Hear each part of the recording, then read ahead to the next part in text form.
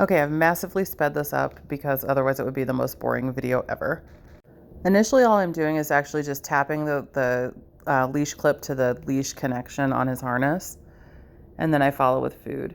And then I start to actually clip one clip, and then I will follow with food, and then I go to both clips and follow with food. And I did that because when it takes, when I'm trying to kind of get through his fur and clip both and find both, it takes so long that he gets frustrated. And so I started small so that I could build up to that piece. When you do this at home, it's really important to note your order of events. So you always do the harness, or sorry, I keep saying the harness, the leash first, and then you grab your treat and then you feed. So you'll see the event happen, and then I reach into my pocket and then I grab food. If you actually have the food in your hand beforehand, he's going to be biting at your hand because the food's there. And so you don't want to even present it until you've done the activity that you're trying to condition him to predict. So basically what I'm doing is I'm saying, hey, every time that I put this leash on, something good happens for you. And it starts to make him look forward to getting leashed up instead of kind of feeling like he's going to get restricted.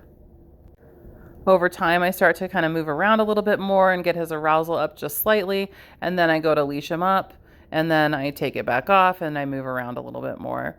And so that's where I was talking earlier about trying to work towards cold trials where it's just out of the blue he gets leashed up. This is actually from yesterday, but you can see kind of where I'm working towards that. So over time, I want him to eventually be able to just get leashed up and then immediately be expectant of the treat instead of trying to bite at my hands. Later, when he's going out for walks more frequently, the happy event that follows leashing up will be the walks. Because he's not getting out that much right now, and because often leashing up means you're leaving playgroup or we're leaving our training session and going back to the crate, he doesn't love to get leashed up, and so that's why we're pairing it with the food.